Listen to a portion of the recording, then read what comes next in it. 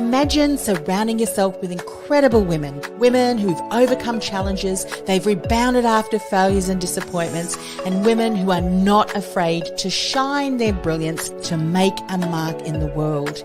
These women support other like-minded women because they know there is plenty of opportunity for everyone, and that together we really can make a difference, grow our businesses while have fun along the way. This is what Women in Leadership Podcast is all about. Welcome. I'm your host, Anne-Marie Cross. Grab a cup of your favorite beverage, pull up a chair, and let's get this conversation started.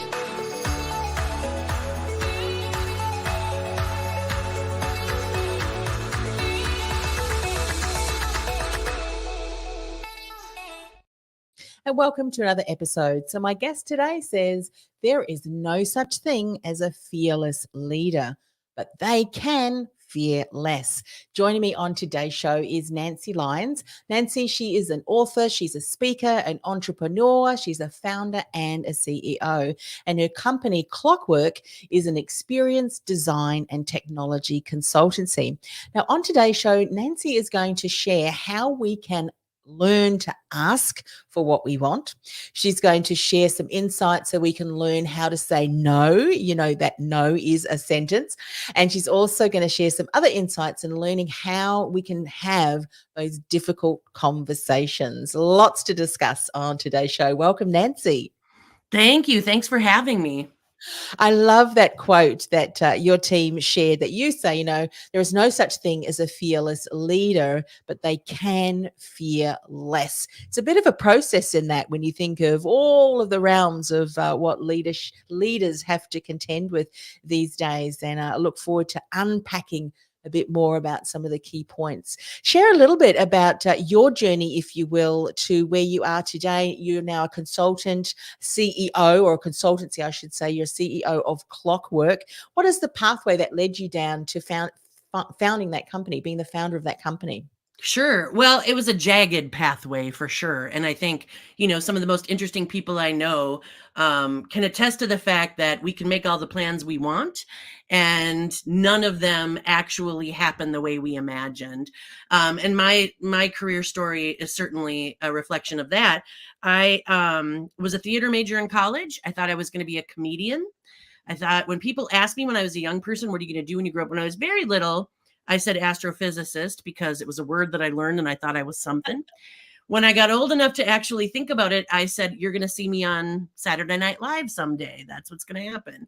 And, none of those things came to pass. I did study theater. I think it was one of the best things I did for my career because I think speaking, writing, selling, managing people, there's something in theater for any business and something in learning acting for any business. So I did dinner theater. I did try to be a comic. I did go to grad school when that wasn't panning out. I did drop out of grad school to be involved in the first startup that I got involved in. I tried to teach myself how to code and I started figuring that out. So, I got involved in internet technologies when the internet first became mainstream. And so that was in the 90s.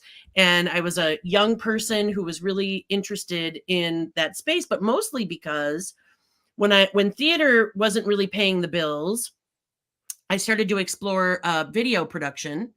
And video production was fascinating to me. But when I looked around, there were no women directors. There were no women behind the camera. There were no women leading in that space. And I was a line producer, a production assistant. I had a number of roles. But what I found myself doing more than anything was getting the coffee for the director, coming in really early at 4 a.m. and setting up props for a shoot when the men would roll in at a normal time. Picking up children from daycare for the male director, exciting things like that. And so I thought, I don't think I can do this for the rest of my life because I don't think these people are going to give me an opportunity to really explore the things that I'm interested in. So that's when I started to explore technology. And it was before there were a lot of, there were certainly computer engineers, computer scientists, but not the variety of avenues into that space that there are now. There weren't as many certificates and boot camp. There was none of them. There was nothing. I mean, we didn't even know what we were talking about. There was no language. So I started to teach myself how to code. I got involved with a group of people who had started a bulletin board service, which is the early social web. And they started from that bulletin board service. I joined their team. We started selling internet services, getting people on dial-up when modems were, 2400 baud, and you had to wait for that crazy noise to get online. And we built that company. Literally, I remember driving around, and because it was a regional service, I would drive to people's homes because they didn't really get how to use that floppy disk to get onto the internet. So I would go to their houses, and tech support was very different then. It wasn't a bot. It was me showing up at the door of somebody and helping them get online. Yeah. And we started building websites in 1995. Our first commercial client was BASF. We then built for a wide variety of B2B and B2C sites, some of them for the very first time, their very first websites. We worked with H.J. Heinz and Miller Coors and FedEx and all sorts of great brands. And we sold that company in 2001. Mm-hmm. Completely. We had some investors come in at some point, but we sold that company in 2001, and we started Clockwork in 2002. And we used to joke and say it wasn't a startup, it was a start over. And it was us applying everything we learned. And, obviously we started in the web development space, but we have evolved so dramatically over the last 21 years that we find ourselves now in competition with the likes of Accenture and Slalom and Deloitte, and we're just a little shop. But I think what we bring that's different when we consult with our clients is we have a change practice. So we don't just focus on the technology. We are a human-centered company, so we focus on the people too. And we ensure that your technology investment will pay off because we're going to bring people along with us. So what we work on is people, process, and technology in that order. We center the humans, both inside organizations and customers, and define the processes that will ensure that they understand how to manage these applications after we build them. And then the technology that we put in place after, a relatively long engagement. So it's not a straight and narrow path, but one that I don't regret at all. Yeah, that's incredible. And I'm so glad that I asked you that question. I knew that there was going to be some incredible insights, and just hearing you share that. I mean, you would bring to the table, being that you're a pioneer in so many different aspects, right at the coalface when something was just beginning. There's nothing like that experience that you can draw upon, in what you're doing now, because you've been able to see so many things evolve and come. I mean, could you ever imagine where you are now with the technology that's available at your fingertips many years ago? I mean, you wouldn't have even been able to think it, that was possible. So right. I mean, as a Star Trek fan, I think we imagined it. We imagined that was coming down the pike, and we certainly hoped for the continuous evolution of the technology. But I think being in it is interesting. The other thing that I think is worth noting is the business SKU is very, very young. And yet it's a much broader workforce now than it ever has been, because I'm not the only one who grew my entire career in the space of internet technology. So, we used to make a joke about, when you design, the simplicity of design is essential in any digital product. So design for your mom, except now I am the mom, right? And I know what I'm doing. So I think we have to understand audience that much more, because we can't make assumptions based on generations. Yeah, so true. And also too, what you were saying about that simplicity is so important. I mean, you can take that principle and apply it across all aspects of business and life, isn't it? I think that's brilliant. So, I mean, if we think link to the opening quote, there's no such thing as a fearless leader, but they can fear less. Throughout that journey and the decisions, and as you said, it wasn't just a linear path, but it took you on lots of different, turns and so forth.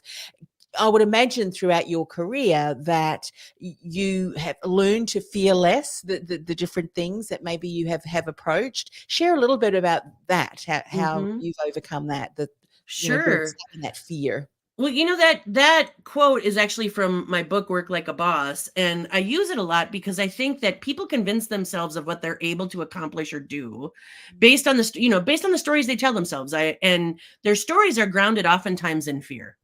And so they convince themselves they're not good enough. What will people think? I can't raise my hand. I don't want to be too loud. I don't want to overshadow anybody. And there's a million reasons for why you shouldn't show up, ready to make a decision, ready to take initiative. And one of the things that I try to impress upon a variety of audiences really is the value of an intrapreneur, whether you started the business or not, having a risk taker inside the business, having somebody who's a problem solver, who can take initiative, who can move forward with something is of real value to any set of leaders.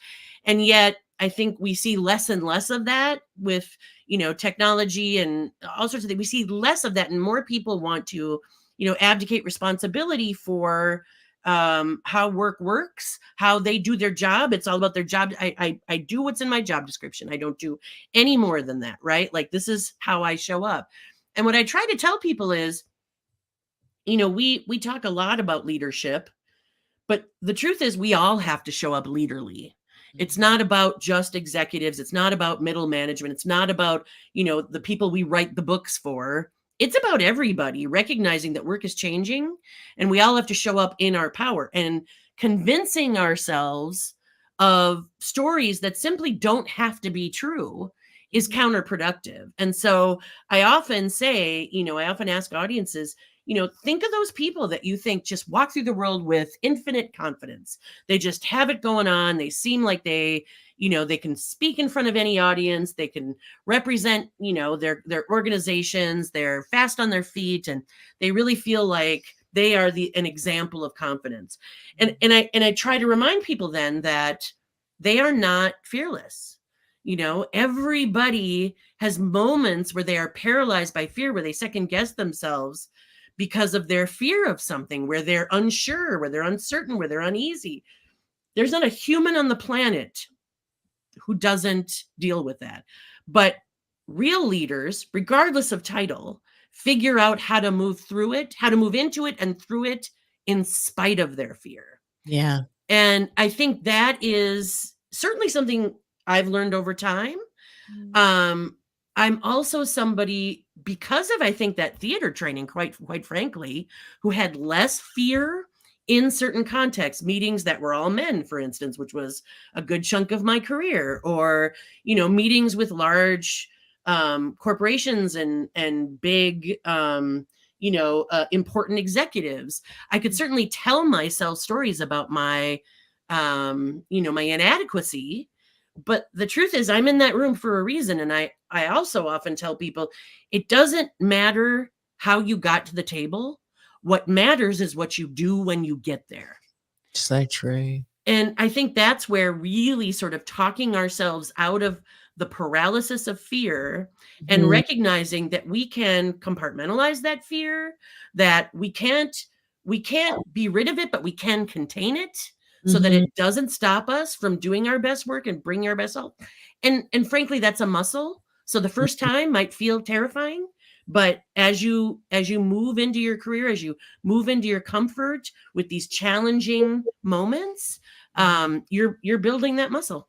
Yeah, I love that you've said that, because you can use that same principle when you're talking about confidence and courage, isn't it? I remember one of my mentors used to say, and it's so true, so often people wait for the level of confidence before they do this, before they put their hand up for a job, or before they get out and speak, whatever it is.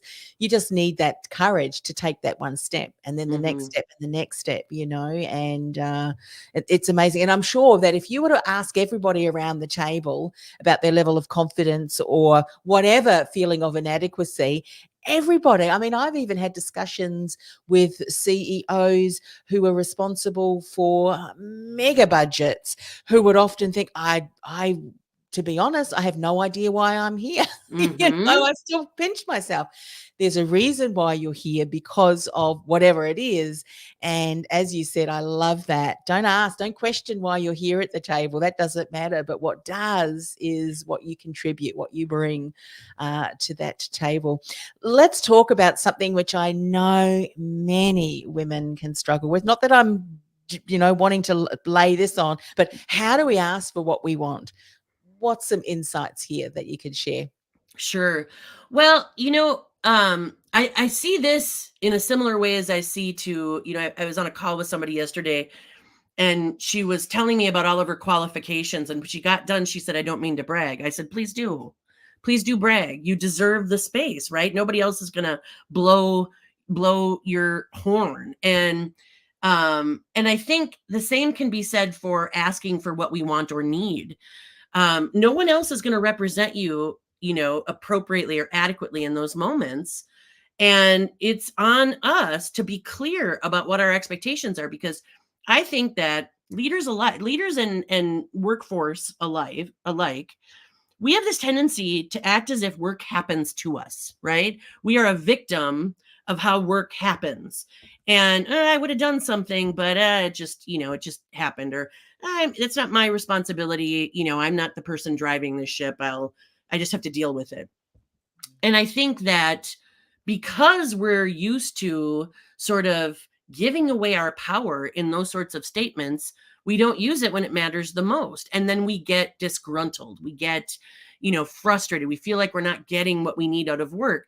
Well, I think any relationship, whether it's an interpersonal relationship, a romantic relationship, when you don't articulate your expectations, you can never expect them to come to pass.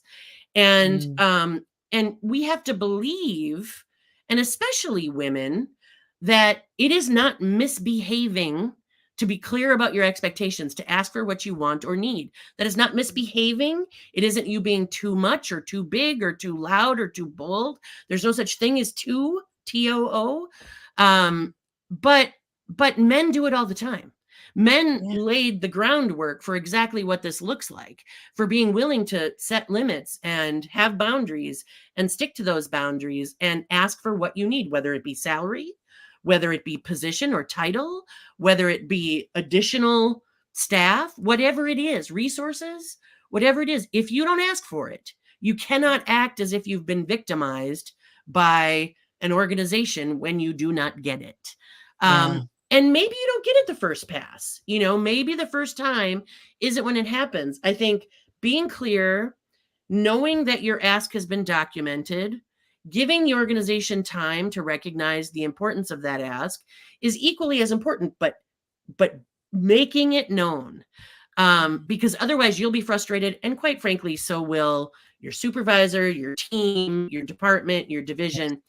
And I think that there is something about, especially women, we have been trained to believe that and I use that word behave all the time, right? You have to behave to get what you want. You have to act like a nice woman. You have to, sit in your chair the way you're supposed to sit, in the clothes you're supposed to wear, with the energy you're supposed to bring, and wait your turn. And then when it is your turn, you behaving means you are not too forceful or assertive in what it is you're taking your turn for. And I think all of that is pointless. Certainly, I think navigating different situations requires skill. You can't be a bull in a china shop in every meeting, but you do get to be assertive. And there are ways to do it, whether it's in how you stand or sit, or you can hear me. I'm on a microphone with you right now. As you can imagine, every day is a soapbox day in my life. I start talking and ba-boom, it just doesn't end. And I generally ask for what I need. And there are certainly men or team members who experience that as off-putting, but that's not my problem. It's theirs. Yeah, that's so true. Yeah. And you can see that across all different areas. Even you hear women say, "Well, they didn't hear me." Well, speak louder. Speak, Mhm. not that you'd have to yell, or there is some way to say, "Excuse me, I appreciate your point of view." Then repeat what you have to say. I mean, I love that reminder because there's always different aspects to a situation that has got you to that situation, if that makes sense. What Mhm. is your contribution to that? How did you contribute to that? And when we start to think of it in that way, how what else can you do to help contribute to the right direction? Like as you've said, as long are we clear on what it is that we want? I mean, when I was in the career industry, we spent most of our time as career coaches saying to people, have you mapped out a career management plan? Do you know where you're going? Do you know the projects? Do you know the networking events if you're limited for time and you know it's important? Which ones are central to you getting in front of the people in your organization and the industry that you need to attend? All of those things. But people tended to be more reactive all of a sudden when they lost their jobs, and then all of a sudden career management was important because they had to make a different decision. And all of these things can contribute to you being seen, being heard, being valued in the workplace. But you have to get clear on that yourself and know what that is for you. Mhm. Otherwise, you are going to get lost in lost in that. So that's so important. Now, I'm sure you've heard the saying, Nancy, no is a complete sentence. And Yes. this is something, that we often struggle with, even in our personal lives. So many women continuing to say yes to volunteering, and that's fantastic if you've got the time. But no is important too. How can we do that? Mhm. Well, so there's a thread that runs through just about everything I'm talking about that I want to point to before I jump absolutely into this conversation around the word no. And the thread is about worthiness, about believing that we are worthy to speak up, to use our voice, that we are centered in our agency, that we are worthy of saying no, that it's okay for us to say no. And I think that, I think hierarchy in the workplace has given us this impression that some of us are worth more than others, right? That some of us, because of title or position, have more value. And one of the things that I always try to impart upon people that I meet in these conversations is we are all good and valuable simply because we were born. You get to have a voice, you get to have agency. How you use it might require some skill, because if you alienate the CEO or if you alienate your boss right out of the gate, that won't serve you. But if you are supportive of that person and assertive in being clear about your needs or requirements or what you're seeing on the horizon or where there might be a problem, you are actually supporting them and making them look good. That's a good thing. So I think that the ability to say no comes from the ability to fear less, right? We don't say no because we're afraid of what will happen if we say no. But in addition to that, we avoid saying no because we feel like these are all opportunities to prove my worth or my value or my skill set. And whatever it is, whether I'm volunteering, whether I get picked for extra hours, whether I get chosen to work on a particular project, whatever it is, saying no could be a detriment to our career plan. And I personally believe that self-awareness is the number one thing that you bring to, knowing your limits. What are your limits? Because and this is a lesson that I still am learning. Let me be honest. This is not something that I'm an expert at. Um, I think that being able to say no is equally as important as saying yes. And having the self-awareness to know your limits and being able to communicate that Mm. requires some vulnerability, but also I think it makes you more valuable. When you are available, you'll be that much more valuable for the task because you're Mhm. able to be honest with yourself and others. And that Yes. is something you can't teach people. So I do think that no is a full sentence. I do think that women are constantly trying to prove themselves in all contexts, regardless of how much they've achieved. I think Mhm. women are constantly trying to approve, make space for people to recognize their abilities. But you Mhm. don't always have to do that by sacrificing your time and energy. And Yes. so simply saying no. And I think, we also have this desire to qualify. Like, I'm guilty of this. If I say no, oh gosh, I would really like to, but my family, you don't know anybody an explanation. No on its own stands strong. Mhm. And I think it requires practice to really embrace that truth. But Yeah. once you do, it is freeing, it is liberating, because then you really are able to prioritize those things that matter the most to you, because Yeah. you're able to protect them and use no as the wall that you build around them. Yeah. And this is like with everything else, isn't it? It can be a process for people who have struggled in the past. And, but it is something that you need to do. Like, for instance, an example that you may have is that you may become known around the office for someone who will pick up odds and end jobs. If they, go and give it to Anne Marie, because she'll always help us when we're out in a bind. And poor old Anne Marie is the go-to for fixing all of the things. And then if that's not part of the normal realm of your job, then that then gets inhibited. So Anne Marie has to learn to say, no, Mm-hmm. don't qualify it. Don't, I'd love to help you. Actually, I wouldn't love to help you. What issue are you having? Perhaps I can help you complete the role. Mm-hmm. What is it that you need or not doing well that I could, lead you in the right direction? Love that conversation. Here's something else which I think we may all try and avoid at one time in our careers and even personal lives, is having those difficult conversations. How can we approach them? Because some of the issues that we're struggling with in our lives or careers and business today are because we're not having those conversations that Mm-hmm. we Yeah. really know we need to be having, right? Yeah, it's true. Again, I'm going to say, remember that thread around worthiness, because I think being able to confront something that's uncomfortable, or somebody that is, causing you some amount of pain or challenge or whatever concern, you are worthy. You can do it. And I think that's important. I actually have a newsletter that I'll tell you about when we wrap up, but last month it was all about the art of difficult conversations. And I had somebody walk up to me at a football game, at a football game that my son played at, to say, I just got your newsletter and it was so helpful. And I honestly thought it was so boring, because it was so tactical, like, here's how you manage. And this woman was like, it couldn't have been more timely. I absolutely needed this. And it walked me through sort of the steps that I needed, which I thought was, it was super validating. And I didn't expect that, because having difficult conversations is not rocket science. It's not magic, right? It requires, emotional intelligence, in that it requires us to recognize that we have to listen, that we have to manage our emotions.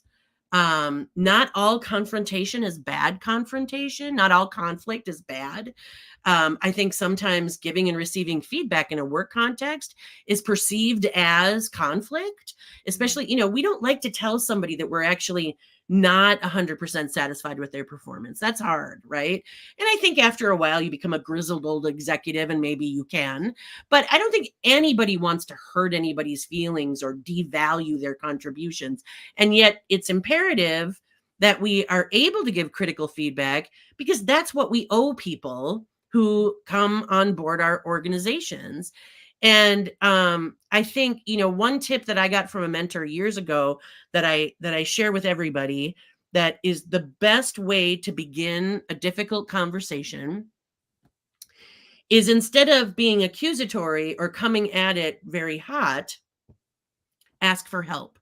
Because there's not a human on the planet who doesn't feel inclined to offer assistance when they are asked. So, I mean, maybe there's two humans that are serial killers or something, but the rest of us, when somebody says, hey, I need your help, I don't know what to do about X, Y, and Z, and I'm finding your response to it to be hard to handle, the second I say I need your help, I've diffused so much of the heat in the issue.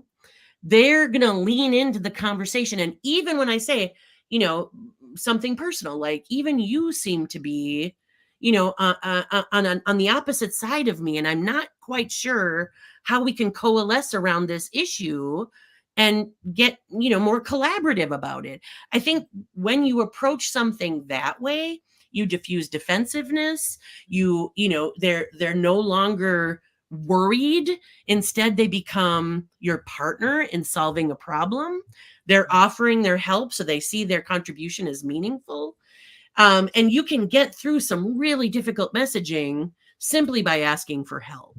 Some other pointers that I included in that article were just listen more than you talk, because understanding that person's point of view is not something most of us sort of naturally gravitate to when we are irritated or frustrated, right? Like I think, it's sort of fascinating to me that humans are what they are, and yet we are not taught to have healthy interactions around difficult subjects, around frustrating subjects. Nobody teaches us how to do that. It's not modeled in families. We talk about dysfunctional families. For the most part, our family of origin defines how we show up for difficult conversations. Yeah. And difficult conversations in families of origin are fights, right? They're fights. Or they're nothing. They're nothing. Nobody addresses it, right? And I live in Minnesota, and Minnesota is the land of the passive aggressive. Right. Where, nobody addresses anything dead on. And that is so uncomfortable for me, because, they'll say anything but what they're trying to say. And it actually grates on me worse than if you said, Nancy, you're ugly. You know what I mean? It's like if you said something truly offensive, at least you'd be telling it like it is, versus this roundabout way of getting to absolutely nothing. Yes. And I find that's true in so many workplaces. So I think difficult conversations require breath. They require space. They require thoughtfulness. You have to think about it before you move into it. Sometimes they require that space is you removing yourself from the moment, the most heated moment. It's really understanding and having empathy for the person you're about to have that rough conversation with. I mean, I've fired people in my time. I've put people on performance, plans. I've talked to people about, in not inappropriate behavior, but behavior that just isn't serving our work. And in all of those cases, and I'll share a secret with you, my staff refers to me as a person who can punch you in the face and make you feel like you've been hugged. Yeah. And the reason for that is the empathy piece, right? Like sometimes I'll cue up a difficult conversation by saying, this isn't easy for me, and it's not going to be easy for you either. And I appreciate that we both can know that and sit here committed, not to the conversation itself, but the outcome. What do we want for an outcome? So really thoughtfulness, breath, space, safety. How do we ensure the safety of both people or all parties? Empathy, listening, and asking for help. Those are the keys to having good, hard conversations. Yeah, I love what you've just shared, and it just beautifully validates something that I was having in a previous conversation with my last guest, which would have been when this airs on our podcast audio platform the week before. We talked about leaders having, would you rather be liked or would you rather be respected? But when you blend them both, there's a respect there because of the fact that you have taken the time and you have all of the things, not just one, but whatever is necessary. And would you say, and here's a question, and I know what you're going to say, but often we, as humans, our inner critic and our voices come up with something. The reason why we may be avoiding it is, as you just so beautifully said, we're not taught. It's not taught and it's not modeled to us. So one of the reasons why is that you feel inept. It's because you don't have the tools to be able to do that, and you've beautifully shared some of the key things. Did you learn that over time? Was that modeled to you by other leaders, or did you attend different trainings to help you, or all of the above, all of the things? Yeah, I think it's a combination of things. I mean, I definitely grew up in a family. I grew up in the Midwest, but both of my parents My father is from the East Coast, and my mother went to school and medical school on the East Coast, and was definitely somebody who was entrenched in the values of the East Coast of the U.S., which are far more direct. If you go to, as a Minnesotan, Minnesotans that go to New York, or New Yorkers that move to Minnesota are always freaked out by how people communicate. You hear it from, and when you're working with the multinationals, it happens all the time. People move in from other coasts or other countries, and they are completely put off by how people communicate here, because it is a master's class in avoidance, in avoiding the actual issue and tiptoeing around it. And so I think for me, I grew up in a family that was very direct. The problem with that was they were also very authoritarian. So it wasn't like I had the ability to come back, right? It was like, here's the issue. I'm not going to tiptoe around it. I don't care what your opinion is. So so I realized the value of direct communication. And then I think as I got older and more seasoned in my career, what I realized was, for the longest time, I was trying to play the role of executive based on what I had experienced in other people, especially women, and how it had been interpreted for me. And what I realized in, mid-career, probably later than I should have, is executives come in all flavors. They come in all flavors, all sizes, all models, there is no mold that we have to fit. And my brand of directness, the way I show up is absolutely okay if I have the success to back it, right? Like I always tell people, confidence comes from competence. It doesn't, you don't just walk through the world going, I know what I'm doing. You have to actually know what you're doing, because it will be put to the test. And so I think this is similar. I'm competent at what I do, and that gives me the confidence to have the conversations I need to have when I need to have them. Yeah. Yeah. So it's interesting how it's all sort of intertwined, all these different aspects of work and your emotional body and your communication skills, both learned and the ones you bring from instinct, which are, I think, equally as important. Yeah. And one of my clients would so often brilliantly say, there's things that you learn, and in the learning, you need to unlearn certain things that you've learned along the way, because they're not serving you. Mm-hmm. And that is true as well. Look, Nancy, I know that we have just scratched the surface of the conversation, but it has been really rich. I really appreciate you coming and sharing. How can people get in contact with you? What's the best way? And I think that you mentioned you were going to share a little bit more about how people can access your newsletter. So tell us all of the good stuff. Yes, thanks for asking. So my company is Clockwork, and it's easy to find. It's just clockwork.com. We also have a smaller agile studio that does work for startups and small and mid-size organizations. Low code, no code, agile. It's at madebytempo.com.